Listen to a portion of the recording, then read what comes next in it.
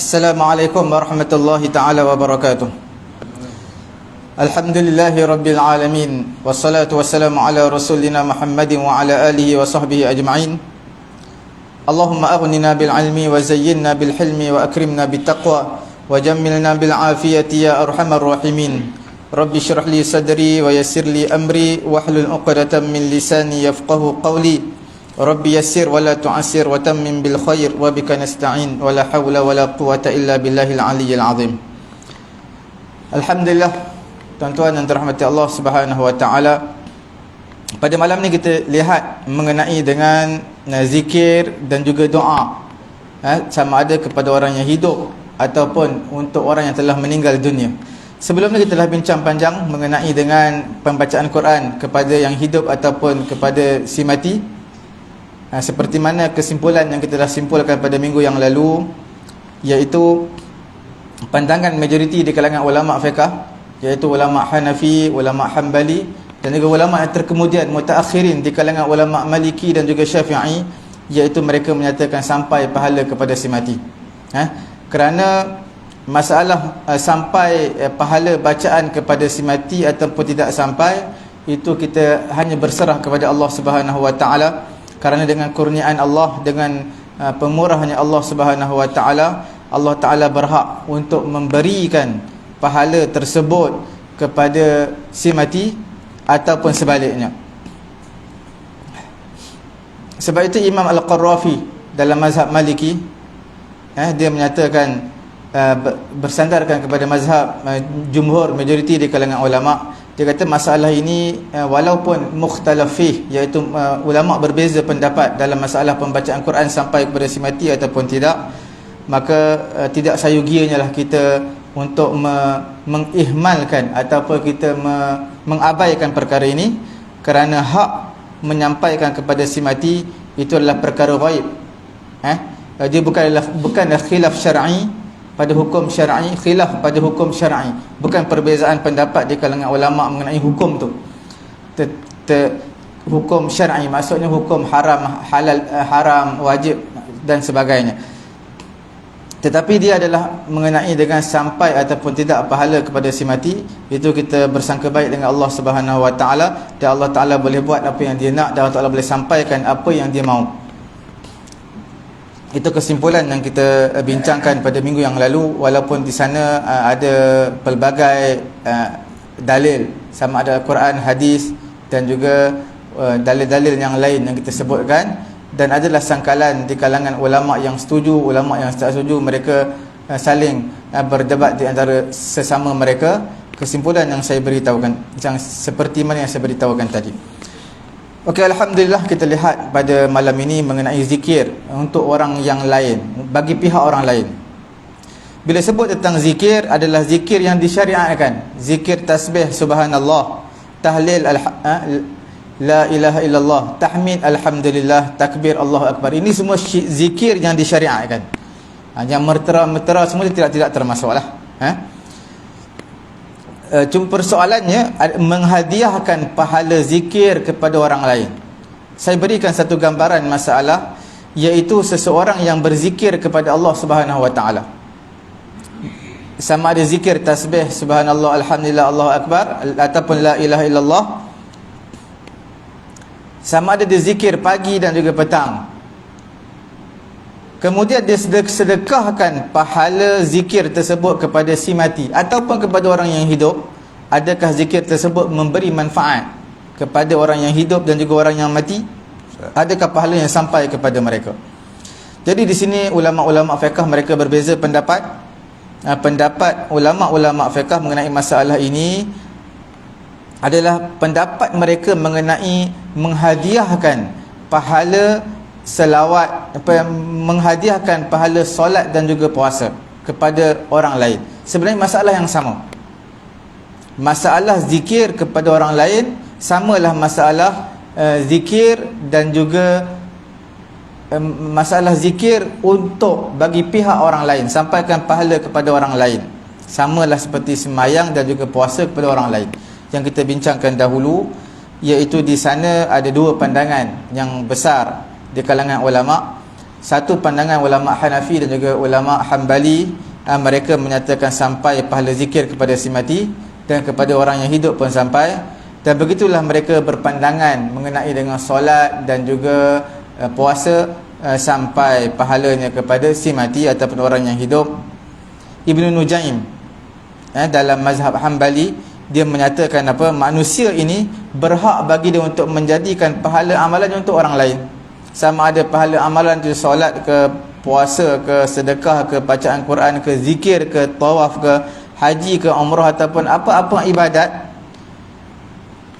di sisi ulama Hambali atau di sisi ulama Hanafi, Ibnu Nujaim, di sisi ulama Hanafi, dia menyatakan apa, mengikut dalil daripada Quran dan juga hadis, iaitu sampai pahala kepada si mati ataupun orang yang hidup. Sebab itu dia menyatakan, wa bihadza ulima annahu la farqa baina an yakuna al-maj'ul lahu hayyan aw mayyitan. Tak ada perbezaan kita sedekahkan pahala zikir, pahala bacaan Quran, pahala sedekah, sembahyang, puasa, tak ada beza untuk orang yang mati ataupun untuk orang yang hidup. Ibnul Qayyim rahimahullahu ta'ala, dalam mazhab Hambali, dalam kitab Ruh, dia menyatakan ulama berbeza pendapat sebenarnya mengenai dengan ibadat badaniyah, ibadat badan, iaitu puasa, solat, pembacaan Quran, zikir, ni semua ibadat badan. Mana ibadat badan, tuan badan kena buat. Mazhab Imam Ahmad bin Hanbal, majoriti di kalangan ulama salaf, mereka menyatakan sampai. Ulama salaf mana 300 kurun, 300 yang awal, mereka kata sampai. Imam Al-Buhuti dalam mazhab Hanbali, dalam kitab dekat Syaful Qina', dia kata kullu qurbatin fa'alaha al-muslim, setiap ibadat yang mana seseorang Islam laksanakannya dan dijadikan pahala ibadat tersebut, tak kiralah pahala ibadat tu penuh ataupun pahala ibadat tu dia bahagi separuh kepada orang yang hidup ataupun orang yang mati, dengan syarat orang tersebut adalah Islam, maka hukumnya harus. Dan perbuatan tersebut, ibadat tersebut sebenarnya memberi manfaat kepada orang yang hidup dan juga kepada orang yang mati, dan dia akan mendapat pahala daripada ibadat seseorang Muslim kepada seseorang Muslim yang lain. Seseorang Muslim, seorang Islam, dia buat ibadat, apa-apa ibadat, dia niat supaya ibadat tersebut sampai kepada orang Islam yang lain. Tak kira orang Islam itu hidup ataupun mati, dengan syarat bukan orang kafir. Tak kira dia nak bagi seluruh ibadat yang dia buat itu daripada awal sampai akhir, ataupun separuh ataupun 1/3 dia niat untuk sampaikan kepada orang hidup ataupun yang mati, maka ulama menyatakan dalam mazhab Hambali, Imam Al-Buhuti menyatakan sampai dan memberi manfaat pahala tersebut kepada si mati ataupun orang yang hidup. Di sana ada pandangan yang kedua, ulama Maliki dan juga ulama Syafi'i. Jelas mazhab mereka, mazhab Syafi'i kita dan juga mazhab Maliki, mengenai zikir bagi pihak si mati. Mazhab kita dan juga mazhab Maliki menyatakan pembacaan Quran untuk si mati. Pendapat yang mu'tamad di sisi ulama mutaakhirin dalam mazhab Syafi'i, ulama mutaakhirin dalam mazhab Maliki. Mutaakhirin mana ulama terkemudian, mereka menyatakan sampai pahala kepada si mati. Berbeza dengan Imam Syafi'i kata tak sampai, Imam Malik kata tak sampai. Tapi ulama terkemudian dalam mazhab Malik, dalam mazhab Syafi'i menyatakan sampai. Imam Al-Qarrafi dalam kitab Al-Furuq dalam mazhab Maliki, dia kata seperti itu juga tahlil yang mana menjadi adat kepada manusia pada hari ini. Tahlil ni makna ibadat macam kita buat juga, cuma setiap negara ni tahlil mereka berbeza-beza. Tak bukan kira negara aja, negeri kita di Malaysia pun berbeza-beza. Tuan-tuan duduk di Kuala Lumpur, tahlilnya agak berbeza sikit. Tuan-tuan pergi ke Kelantan agak berbeza sikit. Walaupun tak beza banyak, tapi adalah cabangan-cabangan berbeza. Tambah negara yang lain, maka lebih berbeza. Sepatutnya Imam Al-Qarrafi kata diamalkan, wa yu'tamad fi dzalika ala fadlillah taala, dan kita berpegang hanya kurniaan Allah. Sebenarnya kita bersangka baik dan kita buat tahlil, buat apa-apa ibadat bersangka baik dengan Allah, dengan pemurahnya Allah, dengan ihsan daripada Allah, maka dia akan sampaikan pahala yang kita tahlilkan tadi, yang kita zikirkan tadi, kepada si mati ataupun kepada orang yang hidup.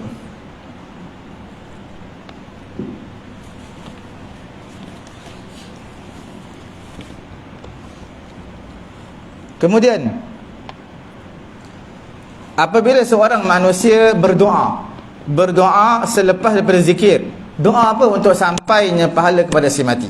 Dalam majlis zikir, lepas tahlil, baca doa, iaitu hadiahkan pahala. Kena sebut Allahumma ja'al sawaba ma qara'nahu minal Qur'anil azim. Kita baca Quran, zikir, hadiahkan kepada si mati. Sekiranya melakukan demikian, iaitu zikir, tahlil, lepas tu doa, diakhiri, disudahi dengan doa, maka ulama kata sampai tanpa khilaf di kalangan ulama, kerana disudahi dengan doa. Doa ini kita akan bincangkan selepas ini, iaitu ulama tak ada khilaf mengenai doa kepada si mati pastinya sampai. Okey, sekarang kita lihat mengenai dengan doa kepada si mati. Tuan-tuan yang dimuliakan oleh Allah Subhanahu wa taala, bila sebut tentang doa, doa adalah a'zam mazhar min mazahiril ubudiyah lillahi taala, iaitu antara amalan ubudiyah, amalan peribadatan hamba kepada Allah, antara syiar yang terbesar. Wa min afdalit ta'at, dan juga antara perkara taat yang afdal seorang hamba mendekatkan diri kepada Allah. Bahkan doa ini sebenarnya lubbul ibadah wa jawharuha, iaitu satu permata dalam ibadat. Kita panggil sebagai satu ibu kepada ibadat. Wa inna du'a lil muslim, doa kepada orang Islam yang masih hidup atau yang meninggal dunia adalah mustahab dan dituntut. Nassat alaihi sunnatun nabawiyah, kerana ada nas, teks daripada hadis Nabi yang menunjukkan, yang menggalakkan, memberi motivate terhadap perkara tersebut. Jadi doa kepada orang Islam yang lain, tak kira orang Islam tu hidup ataupun yang mati, itu adalah hukumnya mustahab, kerana ada sokongan yang datang daripada hadis Nabi. Kita lihat hadis yang pertama, an Abi Darda radhiyallahu taala anhu anna Nabiy sallallahu alaihi wasallam kana yaqul da'watul mar'il muslim li akhihi bi dhahril ghaibi mustajabatun. Doa seorang muslim kepada saudaranya bi dhahril ghaib, mana bukan depan dia. Doa, kawan kita sakit di hospital, kita doa, ya Allah, kawanku nama sekian-sekian, sembuhkanlah dia, berilah keringanan, ringankan sakit beliau. Kita doakan. Kawan kita tak tahu, kita doa untuk dia. Maka Nabi memberitahu da'watul mar'il muslim li akhihi bi dhahril ghaib mustajabatun, iaitu doa seperti ini tanpa pengetahuan orang yang kita doakan, doa itu adalah mustajab di sisi Allah Subhanahu wa taala. Bahkan inda ra'sihi malakun muwakkal, di kepala orang yang berdoa tadi sebenarnya ada satu malaikat muwakkal yang ditugaskan. Kullama da'a li akhihi bi khairin qala al malak al mutawakkal bihi amin walaka bimisl, iaitu kita doakan untuk kawan kita diberi kesihatan yang sempurna. Sebenarnya di sisi kita ada satu malaikat. Malaikat ni ditugaskan untuk aminkan doa kita yang baik. Dia akan amin, kita doa, dia akan menyebut amin walaka bimisl, iaitu bagi kamu seumpama yang kamu doa tadi. Bila kita doa untuk kawan kita yang sakit supaya diberi kesihatan, Allah Subhanahu wa taala telah utuskan satu malaikat yang ada di samping kita. Dia akan mengaminkan doa kita, dan sekaligus dia akan mendoakan walaka bimislin, dan bagi kamu yang berdoa adalah apa yang kamu doa. Kita doa untuk orang lain sihat, malaikat akan aminkan dan diberi kesihatan juga kepada kita. Dalam hadis ini kalau kita lihat, da'watul mar'il muslim li akhih, doa saudara yang Islam kepada saudaranya. Seseorang yang Islam kepada saudaranya. Saudara di sini tak disebutkan orang hidup ke orang mati. Bila sebut tentang saudara, mana kalimah di kalimah umum, am. Bila sebut tentang kalimah umum, adalah merangkumi orang yang hidup dan juga orang yang mati. Da'watul mar'il muslim li akhih, doa orang Islam kepada saudaranya. Saudara di sini adalah saudaranya sesama Islam, iaitu hidup ke mati. Kalimah ini umum. Bila umum, saudara sesama Islam yang mati pun termasuk, yang hidup pun termasuk sekali. wala khilaf bainal ulama, tidak ada perbezaan pendapat di kalangan ulama fi intifa'il muslim al-mayyit, iaitu orang Islam mengambil manfaat, mendapat manfaat, orang Islam yang mati mendapat manfaat dengan sebab doa orang lain untuk dia. Contoh, seseorang yang mati, ulama kita ada khilaf, tidak ada perbezaan di kalangan ulama mengenai doa kita kepada orang yang mati, orang mati akan mendapat manfaat daripada doa kita. Itu adalah ijma' di kalangan ulama. Bila tak ada khilaf, maknanya adalah ijma' di kalangan ulama. Ijma' ini adalah bersandarkan ayat Quran dan juga hadis Nabi yang begitu banyak, yang mana saya cuba simpulkan di sini antara doa kepada seseorang yang lain yang telah meninggal dunia sampai apa dalilnya? Dalam suratul Hasyr ayat yang ke-10, Allah Subhanahu wa taala bagi tahu, walladzina ja'u min ba'dihim yaquluna rabbana ighfir lana wa li ikhwanina alladhina sabaquna bil iman wa la taj'al fi qulubina ghillan lil ladzina amanu rabbana innaka ra'ufur rahim. Ayat ini memberitahu walladzina ja'u min ba'dihim, mereka yang datang selepas daripada mereka. Mana generasi yang baru yang datang selepas mereka, yaqulun, mereka berdoa, rabbana ighfir lana, wahai Tuhan kami ampunilah dosa-dosa kami, wa li ikhwanina alladhina sabaquna bil iman, dan juga ampunlah dosa-dosa saudara kami yang telah mati mendahului kami dengan iman, iaitu yang mati dalam keadaan Islam. Ampunlah dosa-dosa mereka. Jadi dalam ayat Quran ini menyatakan datang satu generasi mendoakan untuk generasi sebelumnya. Justru itu menunjukkan di sini doa kepada orang yang telah meninggal dunia sampai, itu adalah ijma' di kalangan ulama. Allah Subhanahu wa taala memberitahu mengenai kisah Nabi Ibrahim alaihi salatu wassalam. Nabi Ibrahim berdoa, Rabbana ighfirli wa liwalidayya walil mu'minina yawma yaqumul hisab.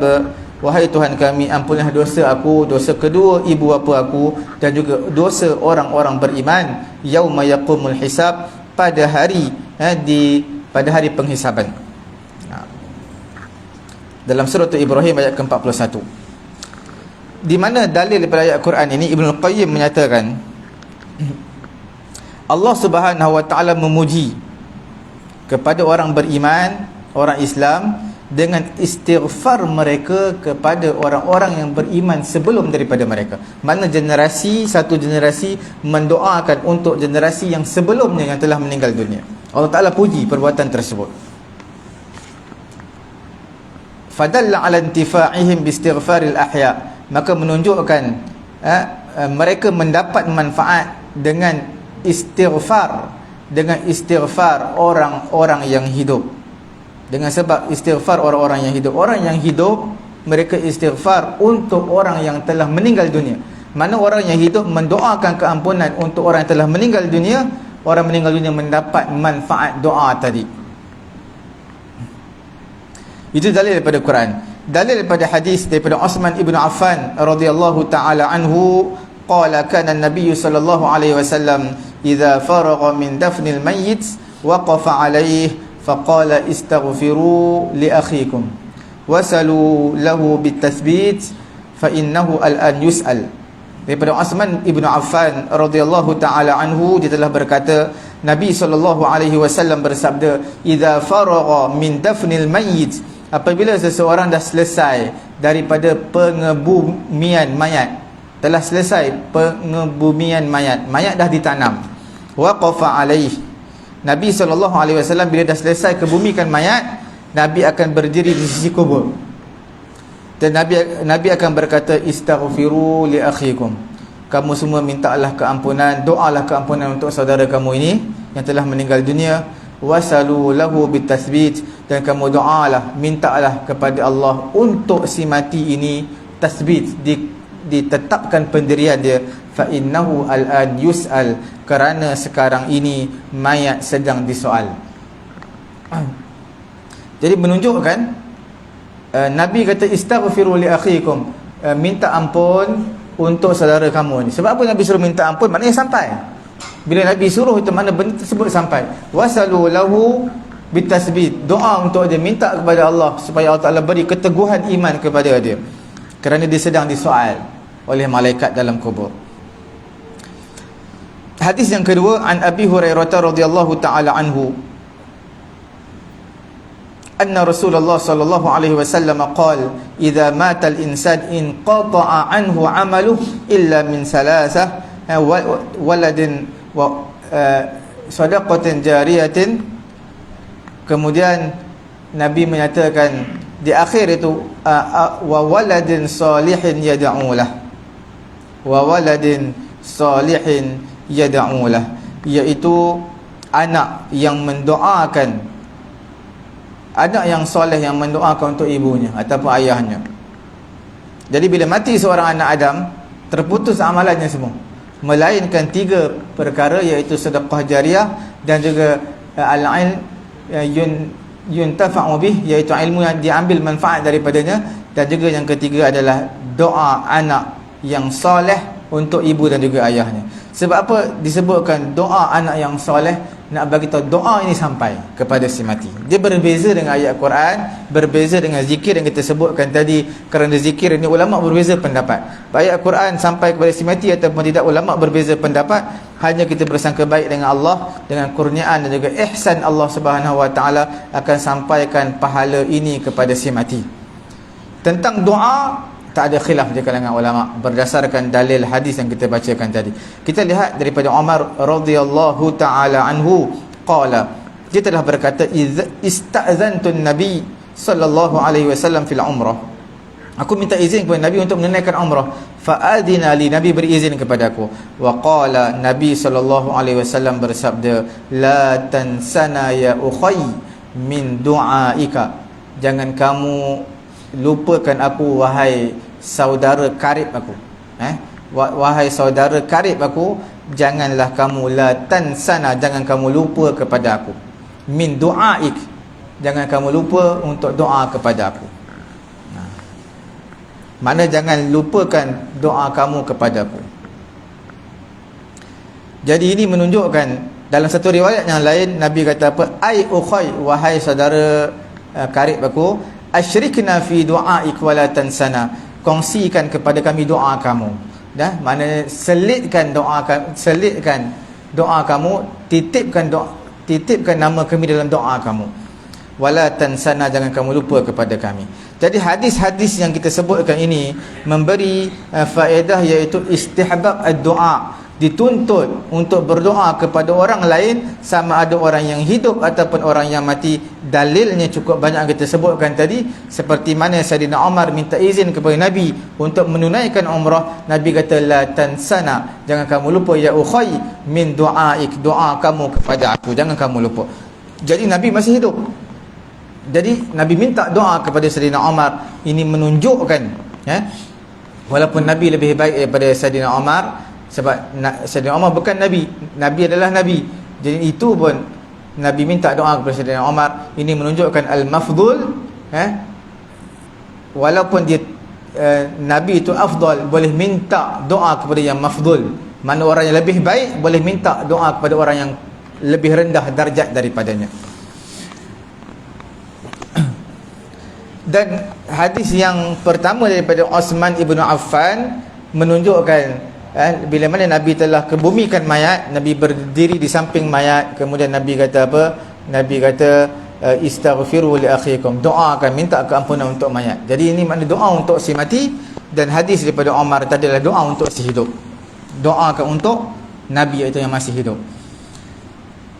Ibnu Qayyim rahimahullahu ta'ala dalam kitabnya Ar-Ruh, dia kata apa? Du'aun Nabi lil amwat fi'lan wa ta'liman, doa Nabi kepada orang-orang mati adalah satu perbuatan yang menunjukkan harus, dan juga satu ta'lim, pengajaran kepada kita, satu pemberi maklumat, menyatakan harus kepada kita. Wa du'aus sahabah wat tabi'in wal muslimin asran ba'da asrin akthar min an yuzkar wa ashhur min an yunkir.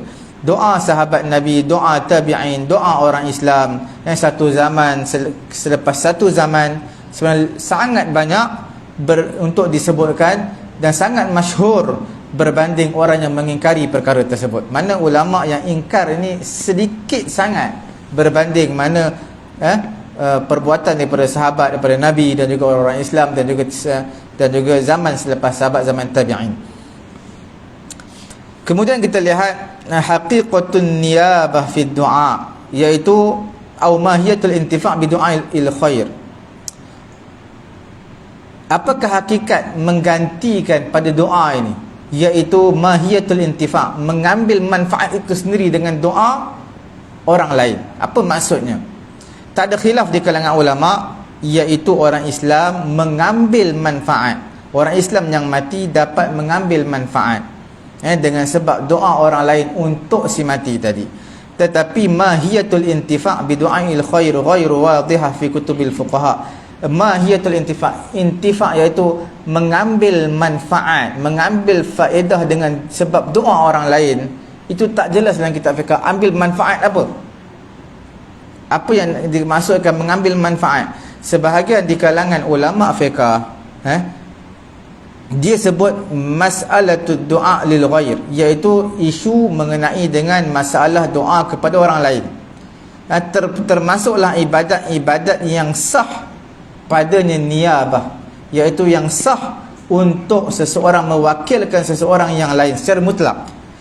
Jadi kita bahagikan ibadat ini yang sah untuk diwakilkan, mana orang lain buat bagi pihak kita, itu dibenarkan, sebenarnya sah dalam 3 bahagian. Dibahagikan pada 3 bahagian. Bahagian yang pertama adalah ibadat yang sah mewakilkan kepada orang lain secara mutlak, sah. Contoh iaitu sedekah, doa, menunaikan hutang, mengembalikan harta wadi'ah. Wadi'ah ni harta simpanan lah. Difahami daripada perkara ini bahawasanya doa kepada orang lain maknanya annal ghair al mad'u lahu ka'annahu huwa alladhi talabbasa bid du'a, iaitu difahami daripada ayat, literal daripada ayat kita sebutkan tadi, doa kepada orang lain maknanya orang lain tersebut yang didoakan untuknya seolah-olah dia yang berdoa. Mana kita yang doakan kepada si mati seolah-olah dia yang berdoa. Itu yang difahami daripada makna literal yang kita kiaskan dengan perkara yang lain. Kita sebutkan di sini mengenai dengan ibadat yang sah secara mutlak untuk wakilkan kepada orang lain ataupun orang lain buat bagi pihak seseorang telah meninggal dunia ataupun yang masih hidup. Mereka sebutkan iaitu sedekah. Sedekah ni, tuan-tuan nak sedekah kepada si mati, sedekahlah. Ayah kita dah mati ataupun makcik kita mati semalam, kita pun beli 1 kotak gandum, 1 tong beras, sedekahkan kepada tahfiz lah, kepada sekolah, Jabatan Kebajikan Masyarakat lah, sekolah agama apa, semua kita bagi. Kita niatkan sedekah ini kepada si mati. Mana si mati dapat pahala tersebut seolah-olah si mati yang buat, seolah-olah si mati yang buat, padahal dia tak buat, orang lain yang buat, tapi sedekahkan pahala untuk dia seolah-olah dia yang buat. Menunaikan hutang, si mati ada hutang 10,000, jadi dia tak ada meninggalkan apa-apa harta. Datang orang lain secara sukarela, keluarkan duit dia 10,000, bayar kepada orang yang si mati tadi berhutang. Jadi dia yang bayarkan 10,000 orang yang hidup ini dengan harta dia sendiri, seolah-olah si mati yang bayarkan, seolah-olah si mati yang bayar. Sama juga waraddal wada'i, iaitu mengembalikan harta wadi'ah. Contohnya dia seorang yang amanah seperti Nabi, orang-orang semua simpan barang-barang kat dia. Sebab orang kafir ni, mereka tak percaya isteri mereka dengan anak mereka sebab simpan di rumah. So, anak isteri mereka mencuri, jadi mereka simpan kepada Nabi. Bila simpan kepada Nabi, Nabi nak pergi bermusafir, nak berhijrah, Nabi tinggalkan kepada Sayyidina Ali. Begitu juga orang yang mati, dia banyak simpan harta orang lain, dia tulis nama ni harta orang ni, harta orang ni. Bila mana dia mati, anak dia yang bahagikan, seolah-olah dia yang bahagikan, seolah-olah dia yang bahagikan. walaupun dia telah mati. Begitu juga dengan doa. Kalau kita fahami daripada contoh yang saya berikan tadi, sebenarnya orang yang si hidup yang berdoa kepada si mati, seolah-olah si mati yang berdoa. Seolah-olah si mati yang berdoa. Fama hiyatun niyabah fi qada'id duyun wa raddul wada'i' takhtalif 'anil niyabah fi sadaqah wa kilahuma yakhtalif 'anid du'a. Kita lihat sebenarnya menunaikan hutang, mengembalikan harta wadi'ah berbeza daripada iaitu an-niyabah, menggantikan pada sedekah. Sebenarnya dia gambaran tu agak berbeza. Kalau sedekah ni dia tak buat, dia dah mati. Orang yang hidup akan buat, sedekahkan pahala untuk dia. Tapi bila hutang ni dia berhutang tapi dia dah mati, dia tak ada duit. Orang lain yang bayarkan bagi pihak dia. Seolah-olah macam sama tau, lebih kurang sama lah. Tapi sebenarnya ada sedikit perbezaan. Beza tak apa jauh. Dan kita lihat sebenarnya membayar hutang, mengembalikan harta wadi'ah berbeza daripada doa. Doa ni kita doa untuk si mati, bukanlah bermaksud si mati tu berdoa, kita yang doa untuk dia. Sebab apa? Okey, mengembalikan harta wadi'ah, harta simpanan. Orang yang simpan harta dekat kita, kita dah mati, harta dia masih dalam jagaan kita, simpanan kita. Anak-anak kita akan bagi tahu, akan pulangkan kembali kepada tuan punya barang. Dan itu sebenarnya adalah satu tanggungjawab kepada si mati sebenarnya. Membayar hutang itu tanggungjawab kepada si mati. Sepatutnya dia kena bayar hutang walaupun dia dah mati. Kena bayar hutang. Jadi orang lain bayar bagi pihak dia, seolah-olah dia yang bayar. Sebab apa? Takunu niyabah bi khurujil mukallaf an uhdatit taklif. Sepatutnya dia dipertanggungjawabkan, tetapi orang lain yang telah membayarkan untuk pihak dia, seolah-olah orang lain dipertanggungjawabkan. Dia ada hutang, orang lain yang bayar, jadi bebas, telah lunas hutang dia. Dan perkara ini sebenarnya berbeza dengan doa. Illa an yuqal innal qasim al-mushtarak bainahuma huwa mujarradul intifa' bihadhihi al-madhkurat ala ikhtilafin fi mahiyatil intifa'. Sebenarnya doa ni tak sama. Doa ni kita nak memberi manfaat dia kepada dia, bukan seolah-olah dia yang berdoa. Itu perbezaan. Kita bayar hutang bagi pihak si mati, kita mengembalikan harta wadi'ah, harta simpanan dia yang mana dia jaga harta orang lain. Dia mati, kita bahagikan harta tadi kepada tuan punya barang. Itu tanggungjawab. Adapun doa ni bukan tanggungjawab dia, dia dah mati dan tak ditaklifkan dia berdoa sebab dia dah mati.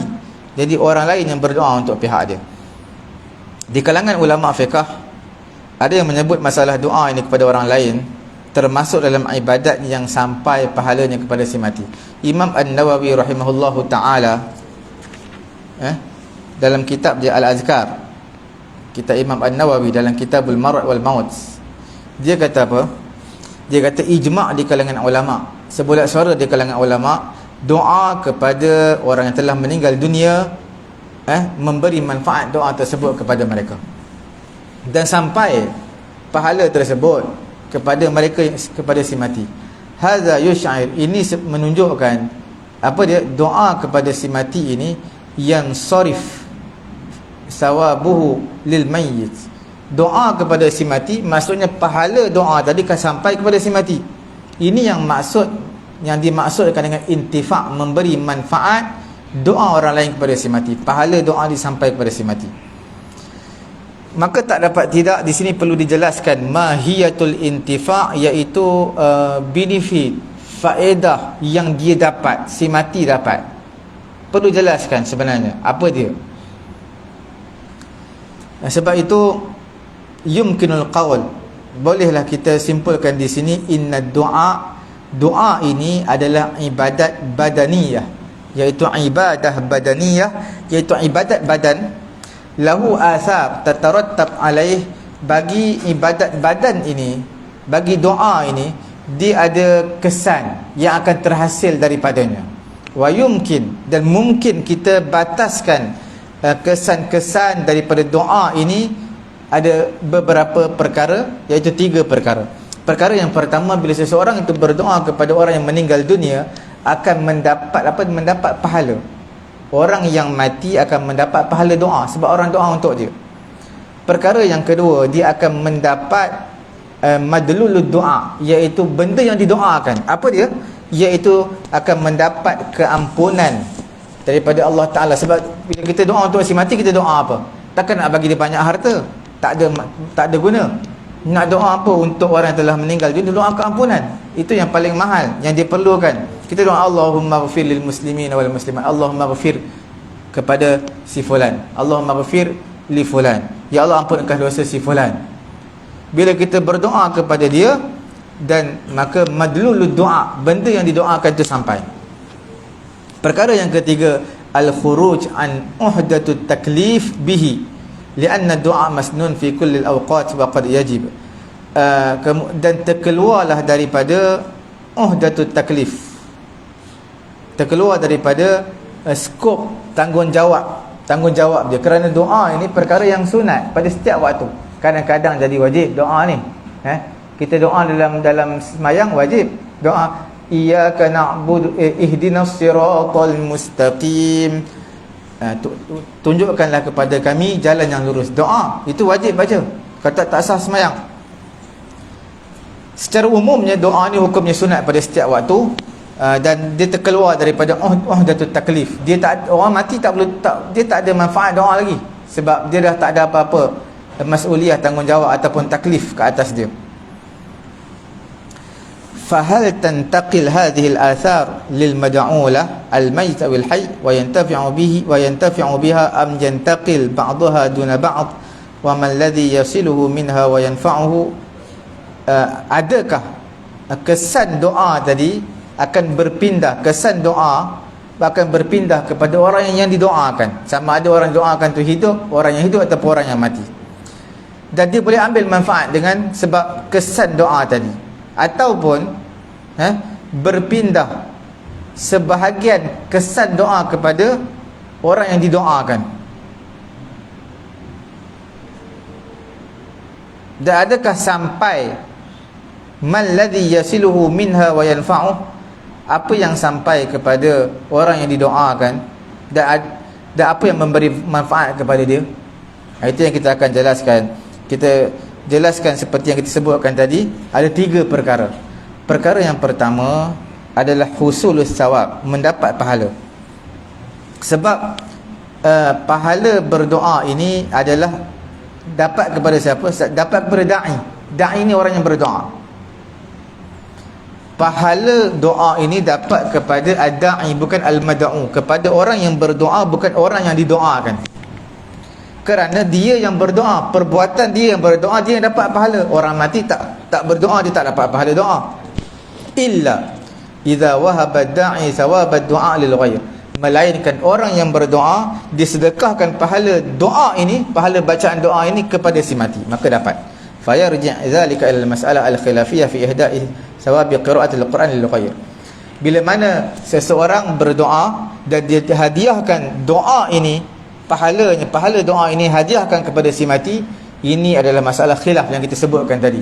Zikir kepada si mati, baca Quran kepada si mati, dan juga hadiah pahala bacaan doa, itu juga khilaf di kalangan ulama. Yang tak khilafnya apa?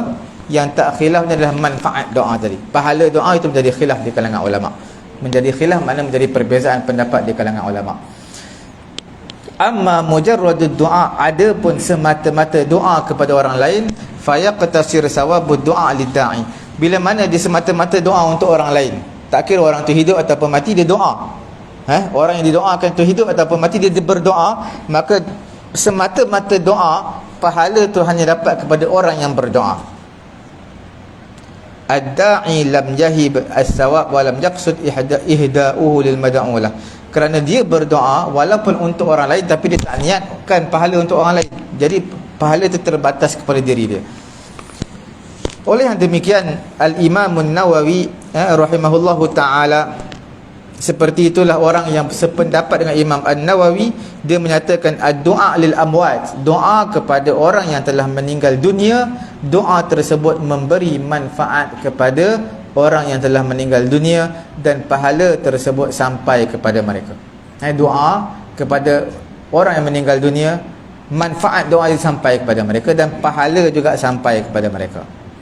Fa innahu ala itlaqihi mahallun nazar illa an yuqayyada dhalika bihibati thawabid du'a ilaihim, melainkan diqaidkan yang demikian dengan hibah, dengan pemberian pahala doa kepada mereka.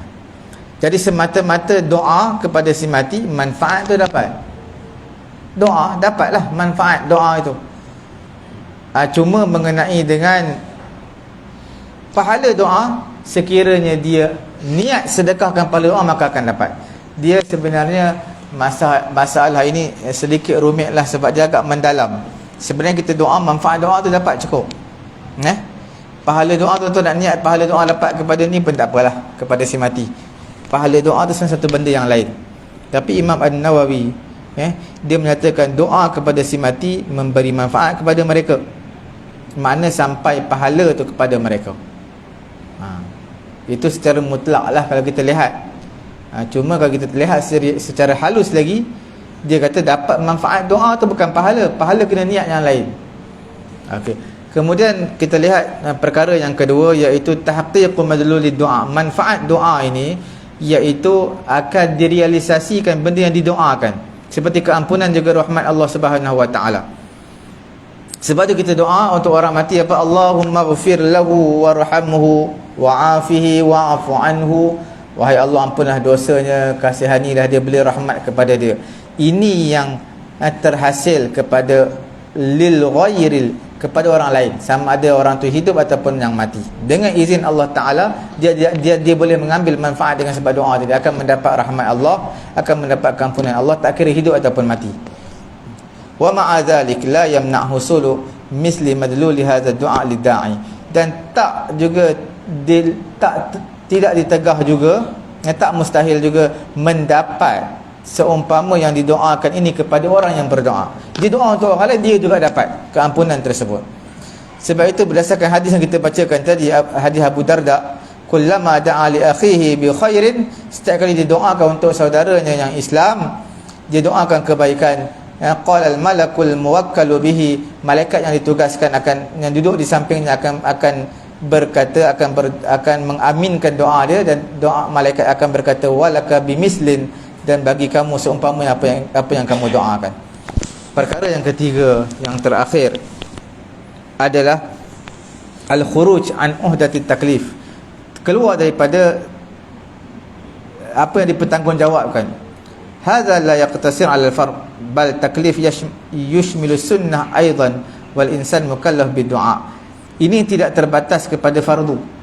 Doa bukanlah kita kata benda tu fardu, bal at-taklif, bahkan dia ada satu perkara yang dipertanggungjawabkan untuk kita doa, tapi bukan jadi wajib. Disuruh tapi bukan wajib. Dan juga dia adalah merangkumi sunnah, sebab Nabi berdoa. Seseorang manusia ditaklif, disuruh dia, diperintahkan dia untuk berdoa, kerana firman Allah Subhanahu Wa Taala dalam surah Ghafir ayat ke-60, wa qala rabbukum ud'uni astajib lakum, Tuhan kamu berkata ud'uni, doalah kepadaku, astajib lakum, aku akan mustajabkan doa kamu. Bila Allah Taala kata ud'uni, doa itu adalah perintah Allah, doalah, kamu doalah untuk aku, kamu doalah kepada aku. Kamu doalah kepada aku.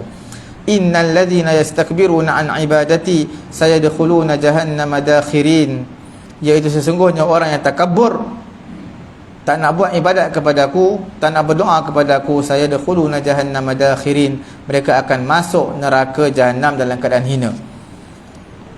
Adakah doa kepada orang lain maksudnya annal ghair ka'annahu qama bid-du'a al-ma'mur bihi istihbaban aw wujuban aw hadha lam yaqul bihi ahad min al-ulama fi ma a'lam. Doa kepada orang lain, annal ghair, orang lain ini ka'annahu, seolah-olah dia yang berdoa seperti yang diperintahkan, iaitu istihbab, disunatkan ataupun wajib. Hadza lam yaqul, ini tidak disebut oleh ulama. Seperti mana yang kita sebutkan tadi, ulama tak sebut. Bila mana kita kata doa ni apa hukum je, doa ni hukum je disuruh, diperintahkan, sunat. Tetapi bila orang lain doa untuk kita, adakah seolah-olah kita yang dapat, kita yang buat benda sunat tadi? Adakah seolah-olah kita buat? Jadi ulama tak sebut perkara ni. Sebab itu idraju ba'dil fuqaha, sebahagian ulama fiqh memasukkan masalah doa kepada orang lain ini fi qaimatil ibadat allati tasihhu fiha an-niyabah mutlaqan. Mereka masukkan dalam senarai ibadat yang sah untuk digantikan secara mutlak. Hanya saja mereka masukkan di sini, maksudnya apa? Menyampaikan manfaat doa tadi kepada orang lain saja, supaya doa tadi memberi manfaat kepada orang lain. Tak, bukan nak bagi tahu kata seolah-olah orang yang kita doakan tadi seolah-olah dia yang berdoa, tidak. Wa amman nas, adapun teks daripada hadis yang kita sebutkan tadi, sampai pahala kepada orang yang didoakan, faqad yaqsud, yang dimaksudkan dengannya adalah madlul doa, iaitu benda yang didoakan, bukan pahala yang terhasil daripada doa tadi. Kerana doa adalah doa yang diperintahkan adalah al-mukallaf, orang yang ditaklif, orang yang hidup. La yastalzim tahqiq madlulihi min ijabati doa, tidaklah melazimi untuk direalisasikan benda yang didoa itu min ijabati doa, dengan sebab mustajab doanya, lianna hadzal akhir min fadlillah, kerana yang paling penting ini semua adalah kurniaan Allah kepada ad-da'i, kepada orang yang berdoa. La syartun fi doa, doa ini bukan satu syarat untuk mustajab. Doa bukan satu syarat untuk mustajab. Doa ini adalah satu kurniaan daripada Allah. Kalau Allah Ta'ala nak mustajab, tapi bukan menjadi satu syarat. Kita doa mesti mustajab, tidak. Dia satu kurniaan daripada Allah. Dan doa ini satu perkara diperintahkan, seperti mana kita baca ayat Quran tadi. Tapi yang paling penting dalam doa ini adalah madlulud doa, benda yang didoakan, bukannya al-mutarattab ala talabbusi bid doa, bukan untuk mendapat pahala doa tu. An-niyabah fil ibadat, menggantikan dalam ibadat secara mutlaknya. Awal ma tadullu alaihi huwa khurujul manub anhu an uhdatut taklif, wa hadha la yujad fi mas'alati du'a lil mayyit. Wallahu subhanahu wa ta'ala a'lam. Jadi kalau kita sebutkan di sini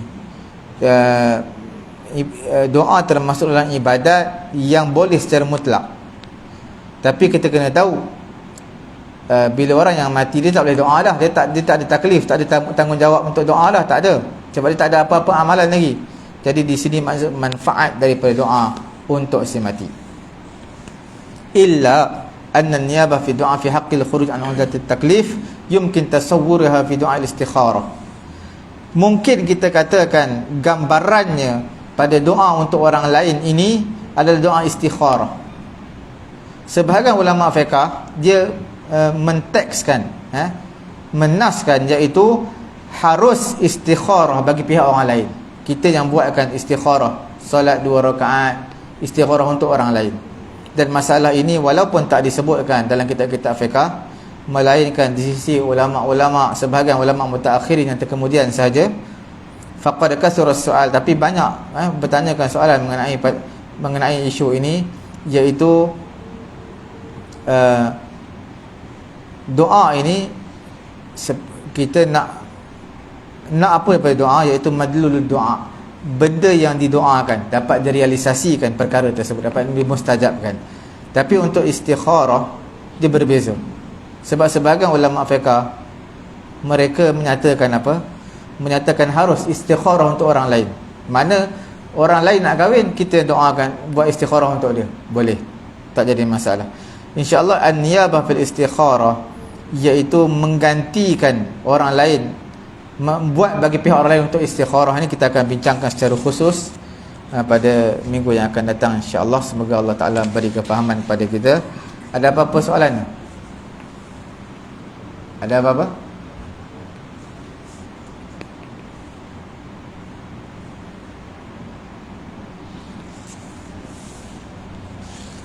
Ada apa-apa? Tak ada apa-apa